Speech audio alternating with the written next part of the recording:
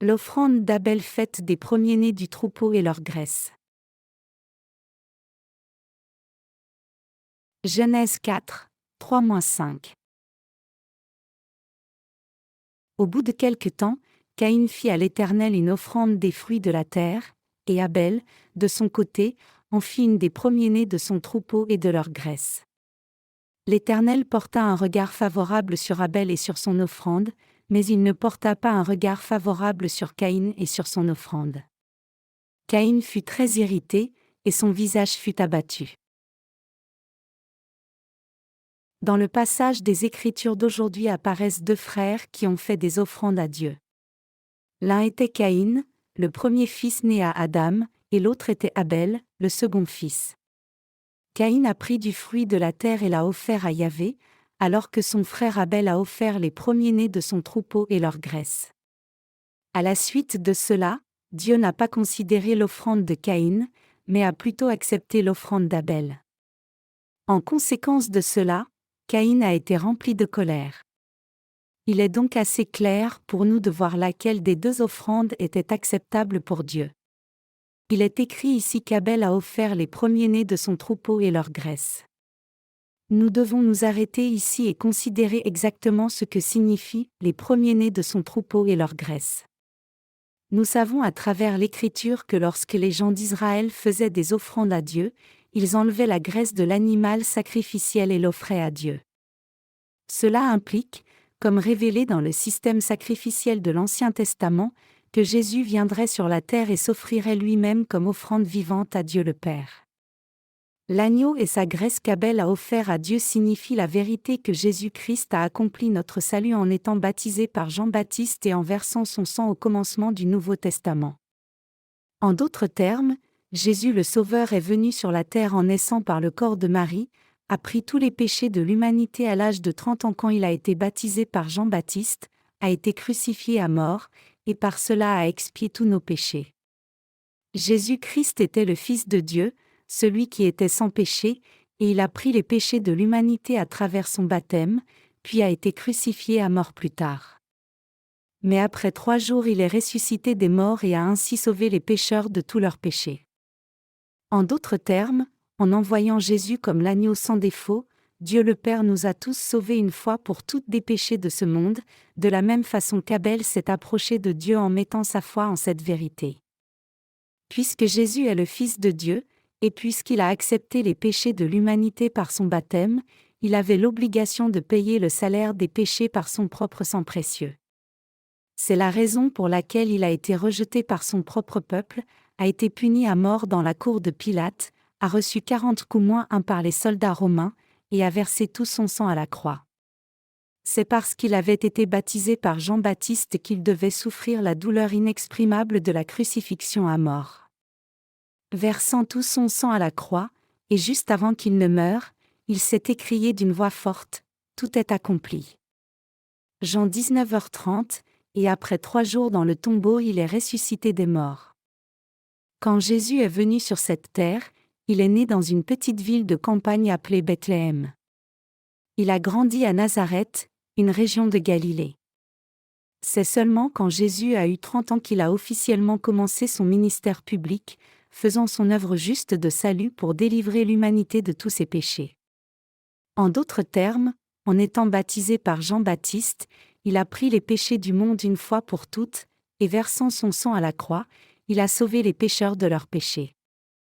Je répète cette vérité une fois encore, Jésus est vraiment venu dans ce monde, a effectivement pris les péchés de ce monde en étant baptisé par Jean-Baptiste, est mort à la croix, est ressuscité des morts après être resté 3 jours au tombeau, est monté au ciel 40 jours après sa résurrection, et il reviendra certainement tout comme il est monté.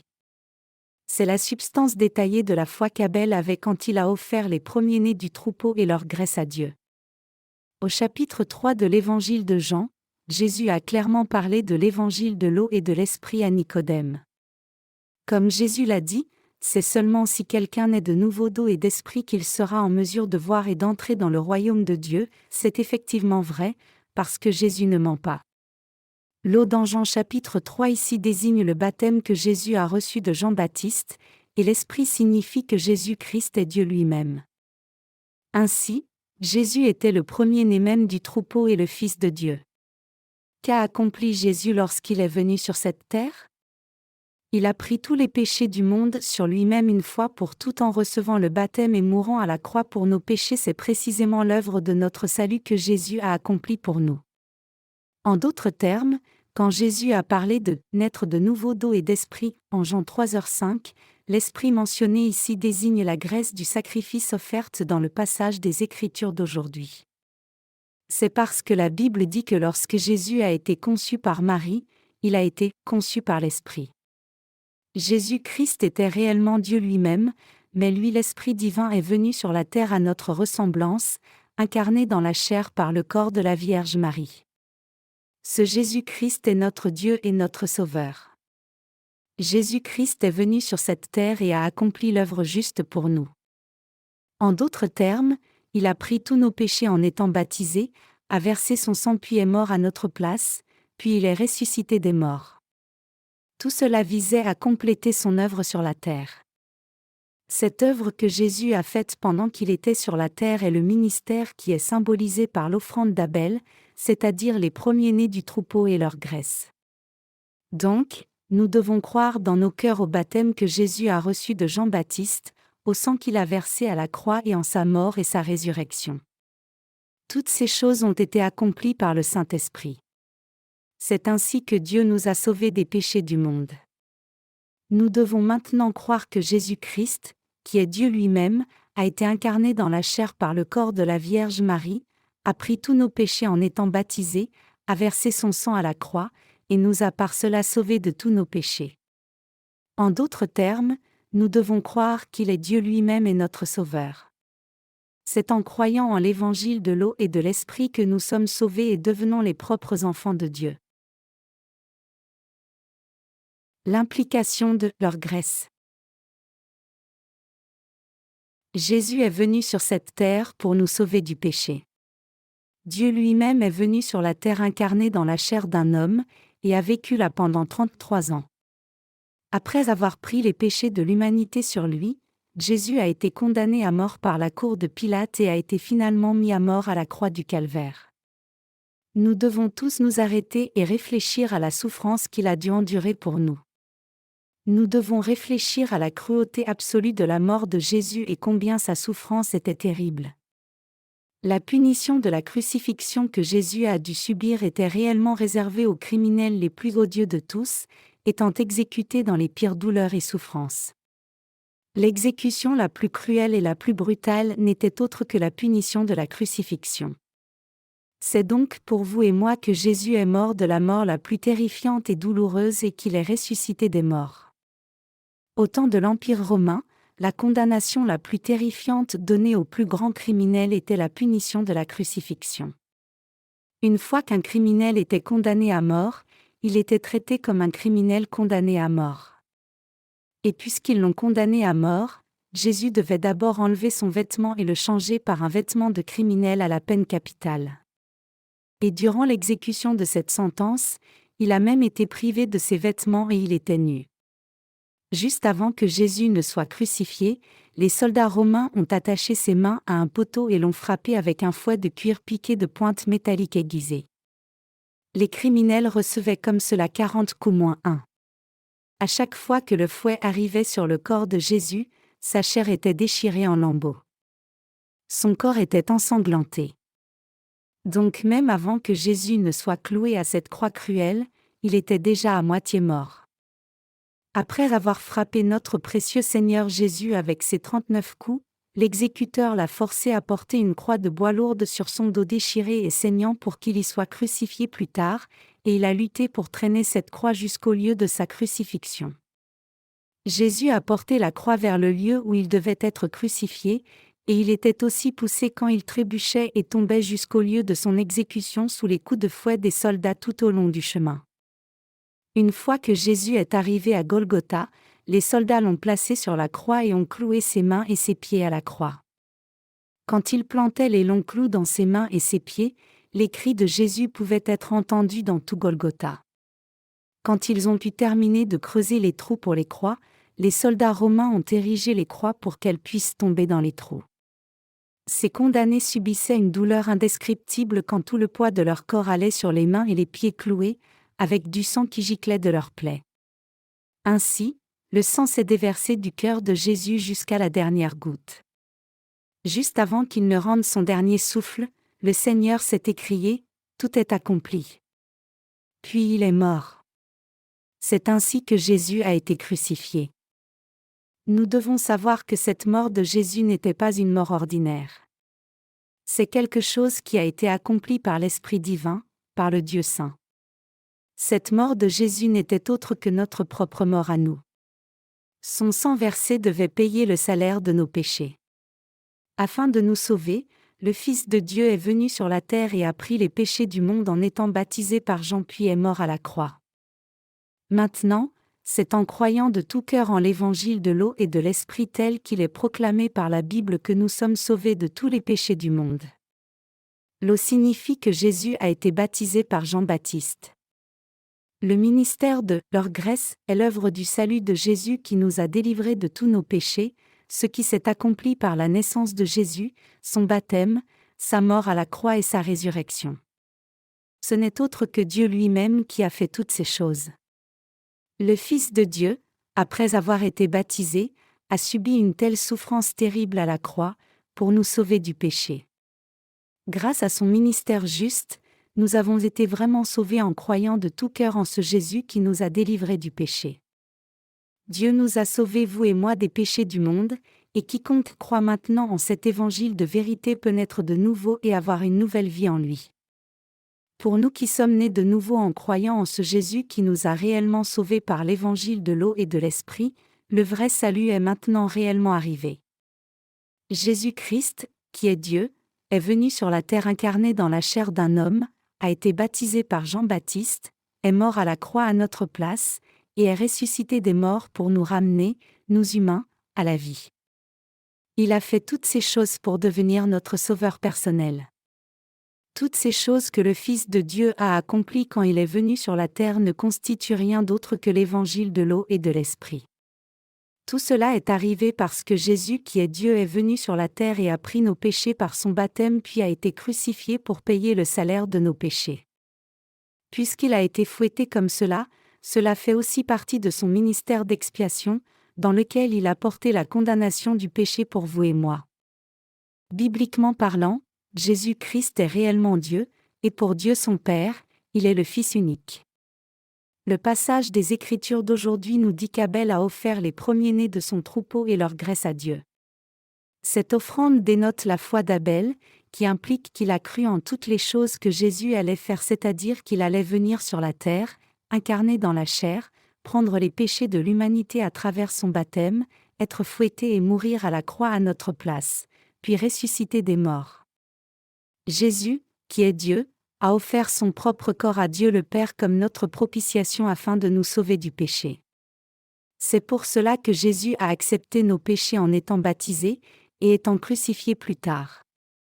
Il nous a sauvés, à travers ses actes justes, de la condamnation du péché. Donc, c'est important pour nous qui croyons en cette vérité de l'évangile de l'eau et de l'esprit, et nous devons venir devant Dieu notre Père avec cette foi seule. C'est alors seulement que Dieu acceptera notre foi et nous acceptera comme son propre peuple. Jésus est réellement Dieu. Des livres séculiers enseignent que Jésus est l'un des 4 grands sages de ce monde, mais c'est un non-sens absolu. Les écoles du monde enseignent les professeurs au sujet des 4 grands sages du monde. Il s'agit de Socrate, Confucius, Bouddha et Jésus. En dehors de Jésus, nous respectons aussi ces 3 hommes terrestres remarquables au caractère noble. Nous ferons maintenant quelques comparaisons entre ces 3 hommes terrestres et Jésus-Christ.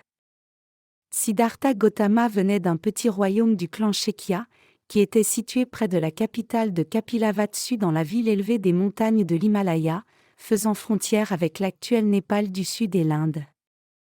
Il est né du roi Suddhodana et de sa femme Maya. C'était donc un prince. Il y a différents points de vue sur sa date de naissance, mais on accepte largement qu'il soit né aux environs du milieu du VIe siècle avant J.C. Né dans la famille royale, Siddhartha s'est marié à l'âge de 16 ans et a passé une vie relativement confortable et heureuse dans le palais, loin des pauvres. À un moment donné, il a découvert la pauvreté abjecte et la souffrance d'un grand nombre de gens de son peuple, où il a découvert l'horreur de leur souffrance, de la mort, de la maladie, de l'âge et de la douleur, à laquelle il n'avait jamais été exposé en vivant dans le palais. Cette situation l'a marqué et il a décidé de quitter sa maison à l'âge de 29 ans en cherchant l'émancipation de cette souffrance terrible. Suivant la pratique des moines de l'époque, il s'est consacré à l'ascétisme, mais après 6 ans de pratique, il a renoncé à sa vie, s'est assis sous un arbre, est entré dans une méditation profonde et a finalement atteint ce qu'on appelle l'illumination.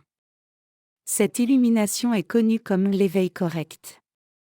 L'une des citations de Bouddha dit « Sois ta lumière et ton refuge ». Pratique le chemin, prenant la loi pour lumière et refuge. Quand il était face à sa mort imminente, on rapporte qu'il aurait dit à ses disciples « Les paroles de votre fondateur prennent fin maintenant. Mais ne pensez pas que votre fondateur ne soit plus avec vous. Les lois et les règles que je vous ai enseignées deviendront votre enseignant après ma mort. » Cet homme terrestre avait rejeté le statut de prince pour résoudre les problèmes de la vie de l'humanité, et c'est l'origine même du bouddhisme, l'une des principales religions du monde aujourd'hui. Le deuxième homme, Socrate, est né à Athènes aux environs de 469 à 399 avant J.C. Les gens le nomment père de la philosophie. Le mot « philosophie » est un terme dérivé de deux mots grecs « philo » aimer, et sophia, sagesse et connaissance. Vraiment, ce mot a son origine chez Socrate qui se décrit lui-même comme aimant la connaissance, à la différence des sophistes grecs anciens qui prétendaient être sages eux-mêmes. Socrate a insisté sur la nécessité d'aimer sa propre âme, psyché, point. Il se demandait lui-même « Qu'est-ce qui est important pour moi ?» Et il en faisait son lot quotidien pour avoir des conversations philosophiques avec chacun et tout le monde. En conséquence de cela, il a été accusé du crime de blasphème et de corruption de la jeunesse, a eu un procès et a été condamné à mort selon leurs lois.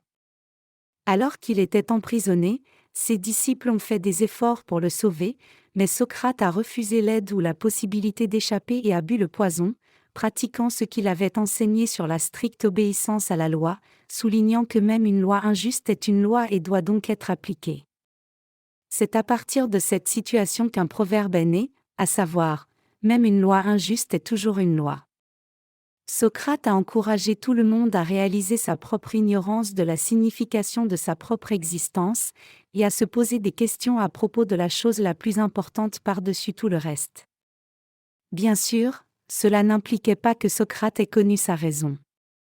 Au contraire, l'amour de Socrate pour la connaissance, philosophie, consistait à réaliser sa propre ignorance, la connaissance de l'ignorance, sur la raison d'exister, et d'arriver au seuil de la mort en se questionnant continuellement. Il nous a ainsi laissé avec la citation célèbre « Connais-toi toi-même », soulignant que la conscience de sa propre ignorance est la compréhension philosophique la plus importante. La troisième personne, Confucius, 552 à 479 avenue J.C., est né de la lignée royale de la dynastie Shang vers la fin de la période de printemps et automne, 770 à 403 AVJC, dans l'histoire chinoise. Il a enseigné beaucoup de disciples à pratiquer la vertu, alors qu'il se consacrait lui-même à cultiver la vertu.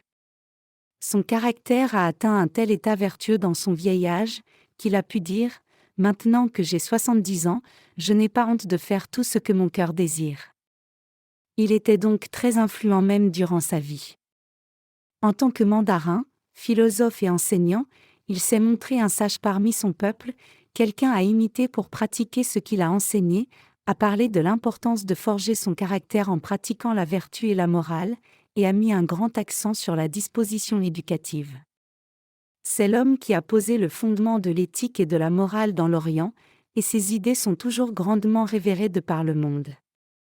En enseignant que l'on doit être loyal à son pays, fidèle à ses amis et honorer ses parents en d'autres termes, en établissant un code de conduite que chacun devrait suivre en tant qu'être humain décent, Confucius a laissé un énorme impact dans les sociétés orientales et leur culture. Maintenant, fixons notre attention sur Jésus le Sauveur de l'humanité. Jésus est né sur la terre par le Saint-Esprit. Et quand il a eu 30 ans, il a pris tous les péchés de l'humanité une fois pour toutes en étant baptisé. Il a ensuite abandonné son corps à la croix et a été crucifié, pour sauver la race humaine entière. Jésus a pris tous les péchés de l'humanité sur son propre corps, a été crucifié, a versé son sang puis est mort dans une douleur exécrable. Il est mort puis est ressuscité des morts après 3 jours.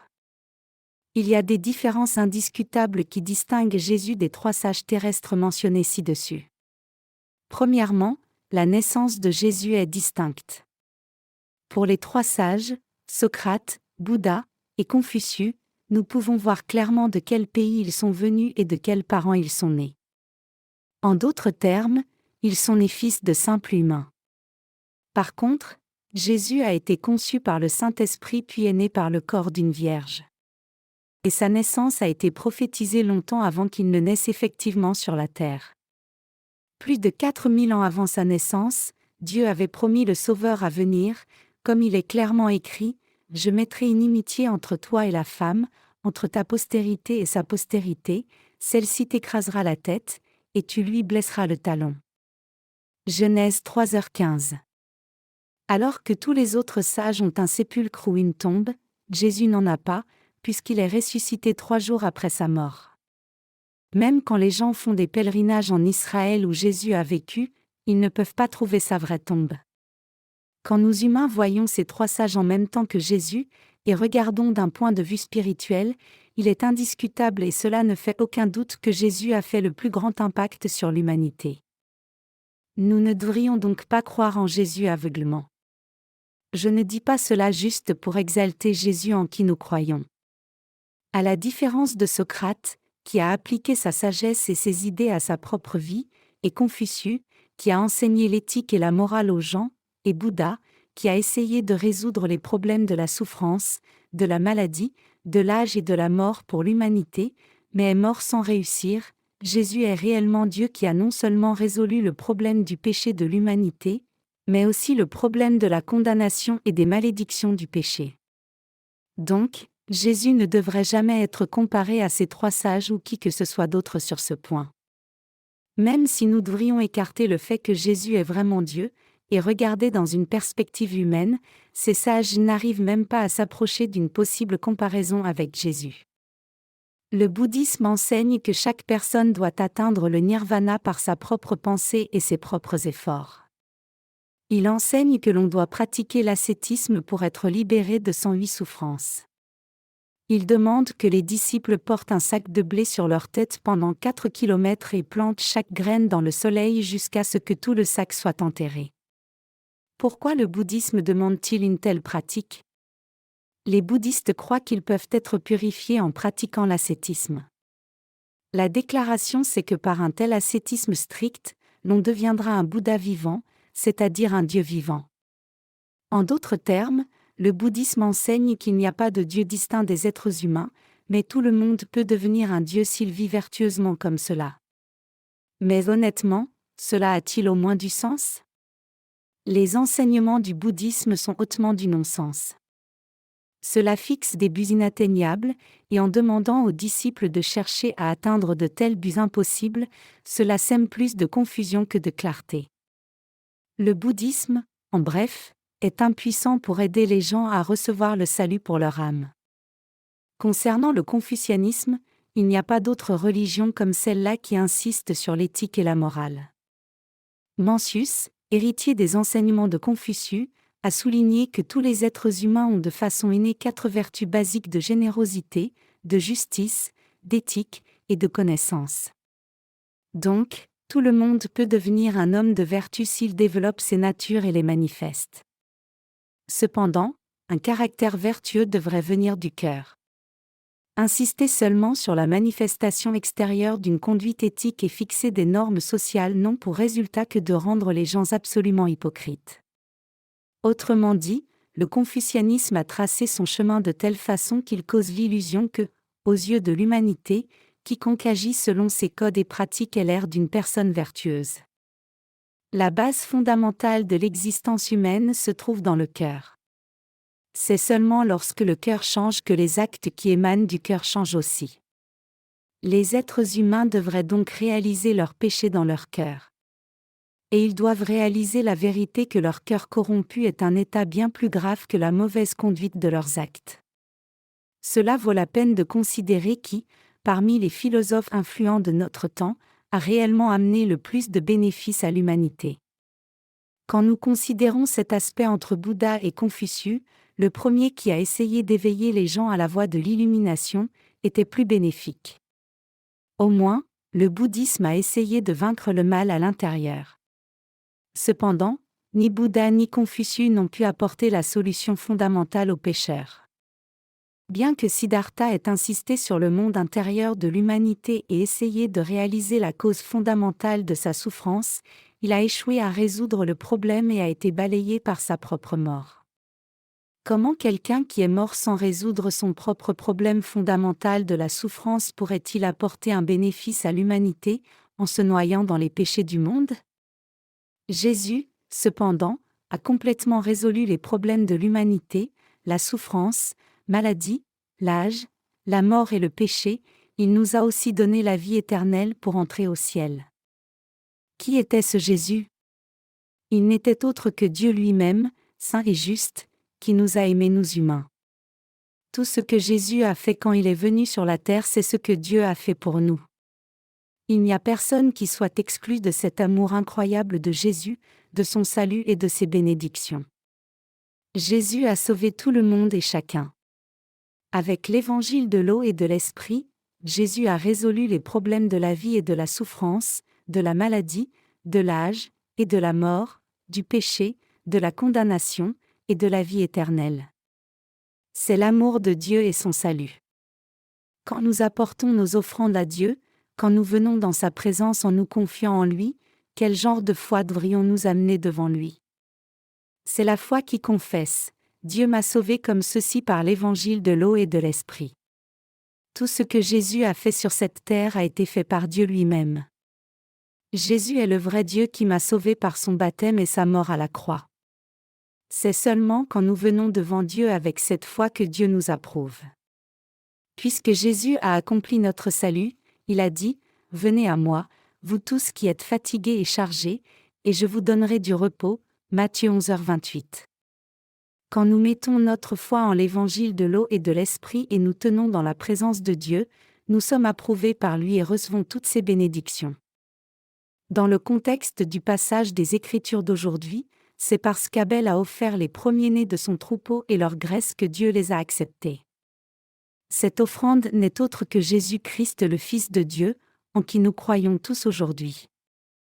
Dieu lui-même a été baptisé et mis à mort pour nous, parce qu'il nous a tant aimés. En d'autres termes, notre Seigneur est le premier-né du troupeau, et pour nous sauver, il a été baptisé puis est mort à notre place. Dieu lui-même est venu sur la terre incarné dans la chair d'un homme, a été baptisé à notre place, est mort à la croix, et ressuscité des morts, faisant tout cela pour nous sauver. C'est la signification de ce passage des Écritures où Abel a offert les premiers-nés du troupeau et leur graisse.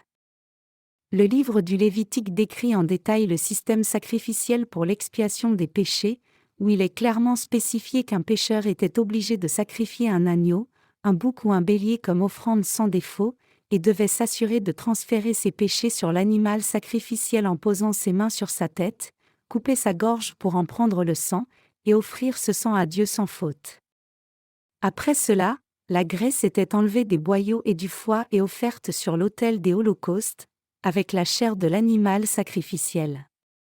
Le fait que l'animal sacrificiel soit mort de cette façon préfigurait le fait que Jésus allait venir sur la terre, serait baptisé, et mourrait à la croix. Dans le sacrifice d'expiation inscrit dans le livre du Lévitique, l'offrande devait toujours être donnée sans faute avec sa graisse.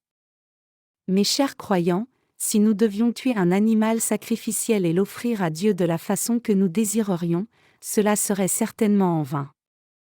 Les offrandes comme cela sont complètement inutiles, même si nous devions en faire des centaines de milliers à Dieu. En d'autres termes, Dieu accepte notre offrande comme une bonne odeur seulement si nous croyons au salut qu'il a répandu sur nous. C'est pour cela que le Seigneur a dit, quand vous offrez en sacrifice une bête aveugle, n'est-ce pas mal? Quand vous en offrez une boiteuse ou infirme, n'est-ce pas mal? Offre-la donc à ton gouverneur. Te recevra-t-il bien? Te fera-t-il bon accueil? Dit l'Éternel des armées. Malachie 1h8. Le Seigneur dit que même si le sang des sacrifices coulait comme une rivière, il détesterait tout sacrifice qui est fait sans croire en l'évangile de l'eau et de l'esprit. À moins que nous ne lui apportions notre foi en la justice de Dieu, aucune offrande ne sera jamais approuvée par Dieu. Le Fils unique de Dieu est venu sur la terre pour nous sauver du péché, et par la vérité de l'évangile de l'eau et de l'esprit, il nous a effectivement sauvés une fois pour toutes. Le nom de Jésus signifie « Sauveur », Matthieu 1h21. Pour sauver les humains du péché, de la condamnation et de la destruction, Dieu lui-même a porté tous nos péchés sur son propre corps et a abandonné sa vie pour payer le salaire de tous ses péchés. En croyant avec foi que Jésus a été baptisé et a pris tous nos péchés sur son corps pour aller à sa mort, afin de nous sauver parfaitement du péché et de la condamnation, nous serons sauvés. L'évangile de l'eau et de l'esprit concerne l'œuvre de salut de Dieu qui nous a délivrés du péché. Toutes les Écritures marquées dans la Bible qui nous disent comment Jésus-Christ est venu sur la terre et nous a sauvés par l'évangile de l'eau et de l'esprit sont l'œuvre du Saint-Esprit. La foi en ce que Jésus a fait pour nous quand il est venu sur la terre est la foi qui croit en la grâce, le Saint-Esprit, et qui est placée dans l'amour du salut de Dieu. Comment les péchés du monde ont-ils été effacés et comment sommes-nous nés de nouveau? Comment et par quel genre de foi pouvons-nous entrer dans le royaume de Dieu? Et comment pouvons-nous voir Dieu? Comment pouvons-nous obtenir une nouvelle vie?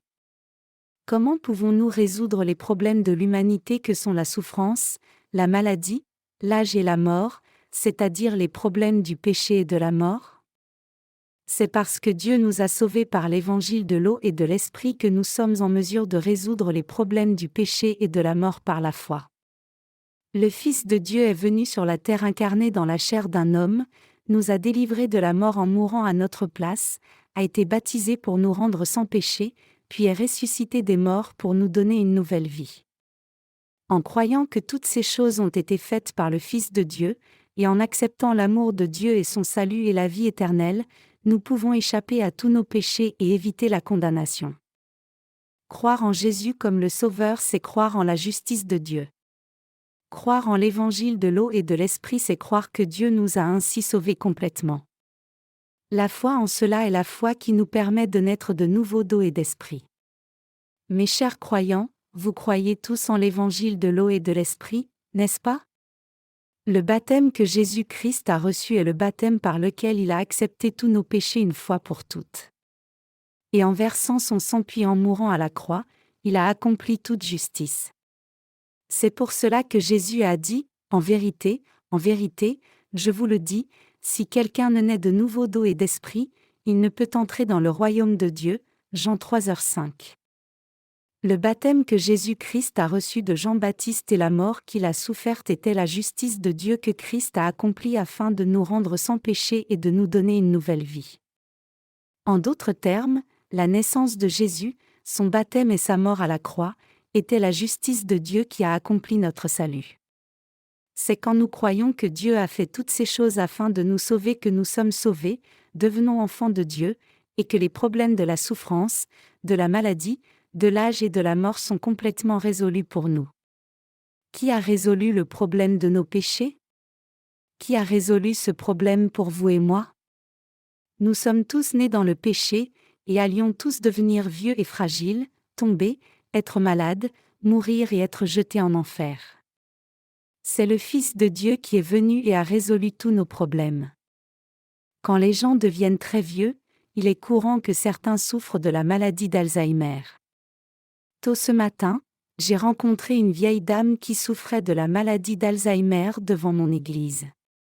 J'avais du travail à faire à l'église dont je suis partie très tôt.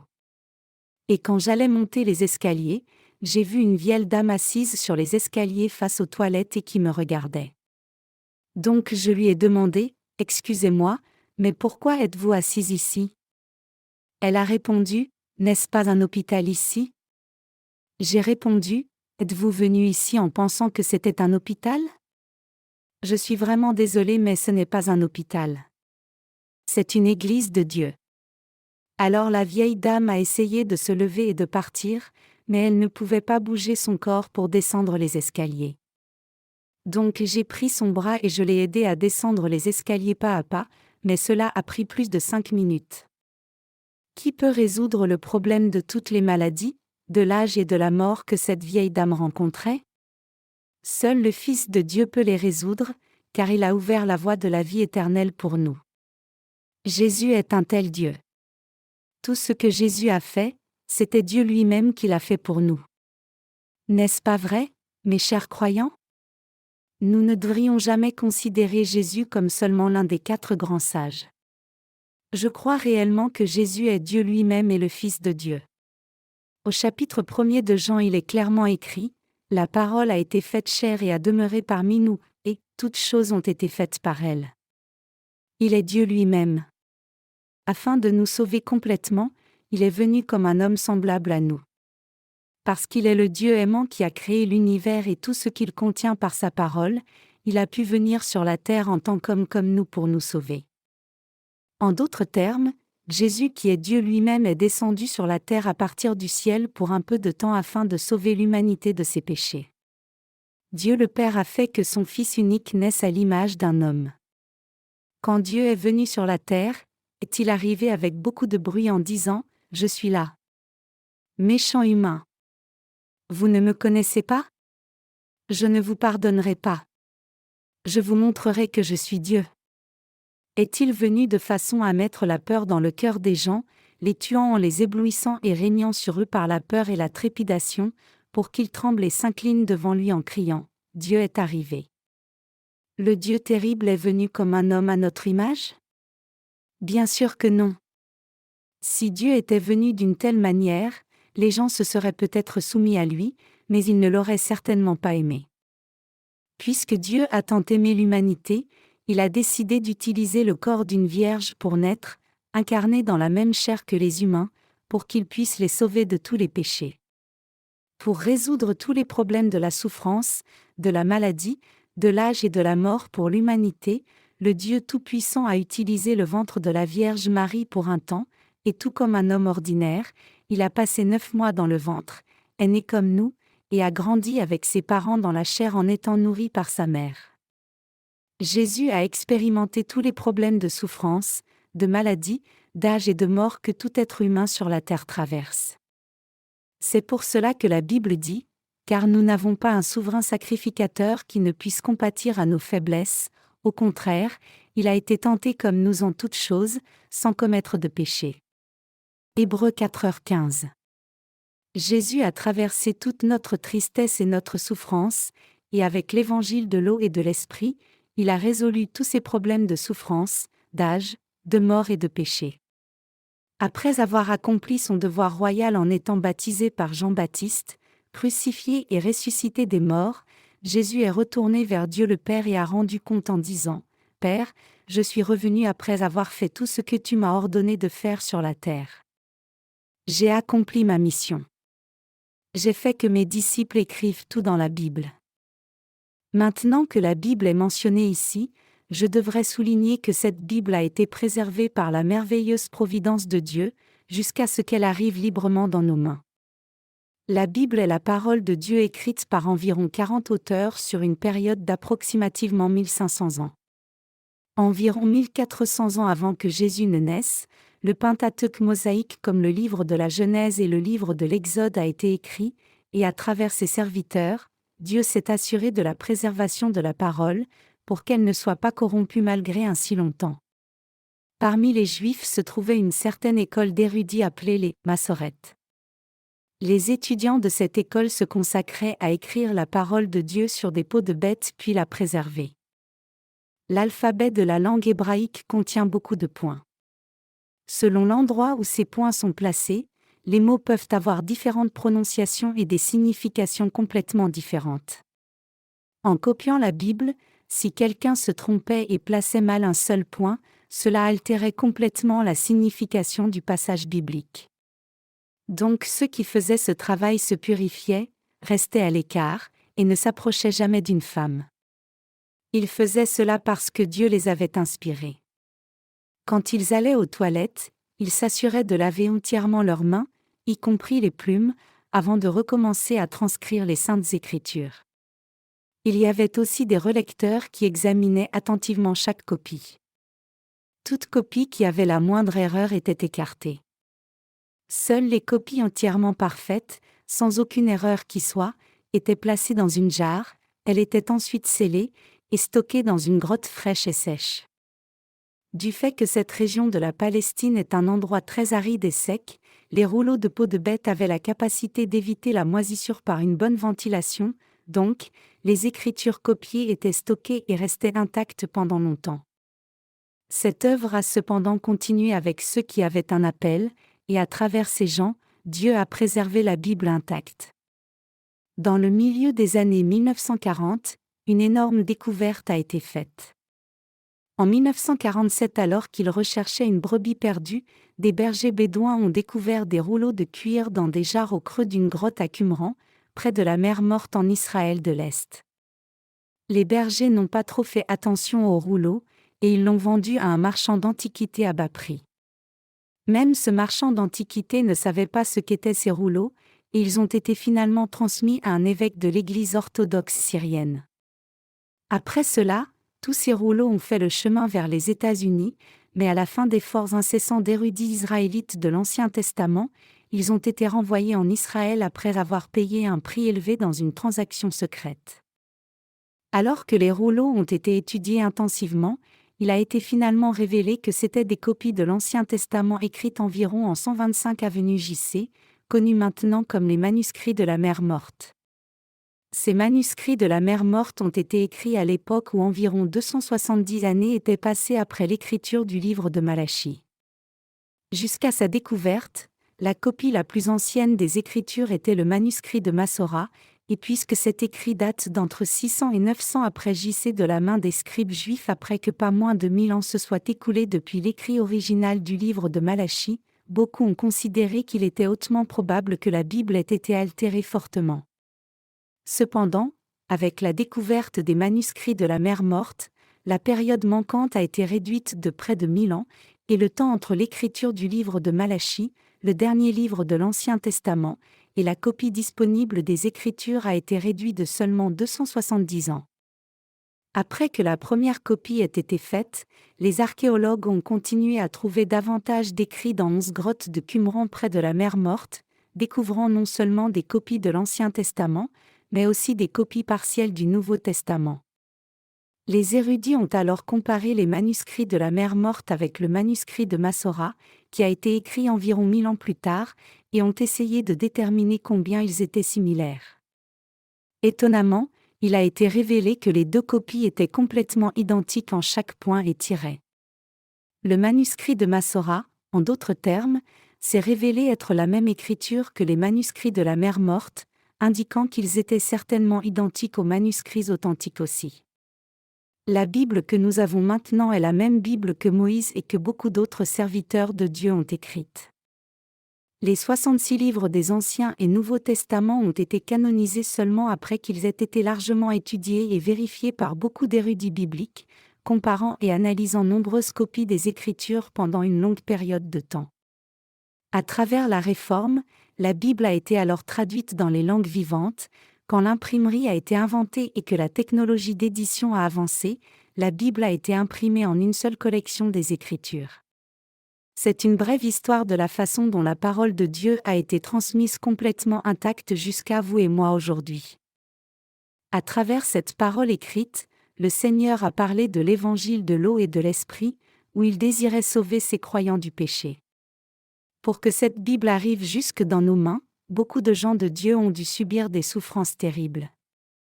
En d'autres termes, cela a demandé le sacrifice de beaucoup de gens pour que cette Bible soit préservée intacte et nous soit transmise. C'est ainsi que la parole de Dieu a été mise dans nos mains, et que nous pouvons maintenant la lire simplement en l'ouvrant. Jésus-Christ nous a sauvés, vous et moi, des péchés du monde par l'évangile de l'eau et de l'esprit. L'œuvre de salut que Jésus a accomplie quand il est venu sur la terre a été faite par le Saint-Esprit. Elle a été accomplie par le Dieu Trinitaire. En croyant en ce Jésus comme notre Sauveur, nous sommes sauvés. Il est écrit en Genèse 4, 3-5, au bout de quelque temps, Caïn fit à l'Éternel une offrande des fruits de la terre, et Abel, de son côté, en fit une des premiers-nés de son troupeau et de leur graisse. L'Éternel porta un regard favorable sur Abel et sur son offrande, mais il ne porta pas un regard favorable sur Caïn et sur son offrande. Caïn fut très irrité, et son visage fut abattu. Il est dit ici que Dieu a eu égard à Abel et son offrande. Si nous donnons l'offrande de la foi à Dieu avec la même foi que la foi d'Abel, alors Dieu nous acceptera aussi. Mes chers croyants, avez-vous la même foi que celle d'Abel? Votre cœur a-t-il foi en Dieu? Avez-vous foi en la vérité que Dieu nous a sauvés, vous et moi, de tous nos péchés par l'évangile de l'eau et de l'esprit? Je le crois. Quand nous avons foi comme ceci en l'évangile de l'eau et de l'esprit, Dieu accepte cette foi et nous reçoit aussi. Dieu entoure de ses bras tous ceux qui sont nés de nouveau en croyant en l'évangile de l'eau et de l'esprit, leur disant « Vous êtes mes enfants ». Et il les scelle comme ses propres fils et filles, mettant un anneau à leurs doigts. Dans la Rome ancienne, un anneau était donné comme signe pour indiquer « Tu es mon enfant » ou « Tu es ma femme ». Peut-être que c'est pour cela que lorsqu'un homme et une femme se marient aujourd'hui, ils échangent des anneaux entre eux. Le Seigneur a scellé nos cœurs du Saint-Esprit, comme ceux qui ont été sauvés par l'évangile de l'eau et de l'Esprit. Donc il a donné le Saint-Esprit dans nos cœurs comme une garantie qui dit « Vous êtes mes enfants ».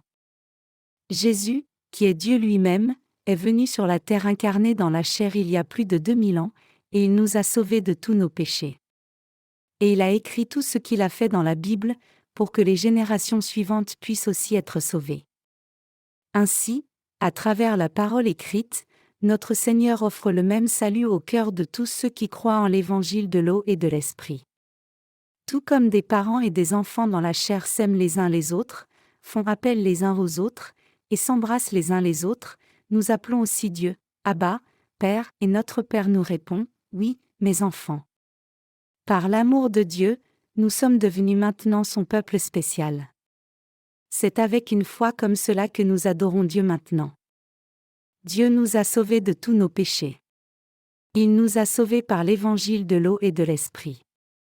Le Fils unique de Dieu a décidé avant la fondation du monde, l'Esprit divin et Dieu lui-même, de venir sur la terre pour nous sauver complètement par son eau et son sang. Alléluia!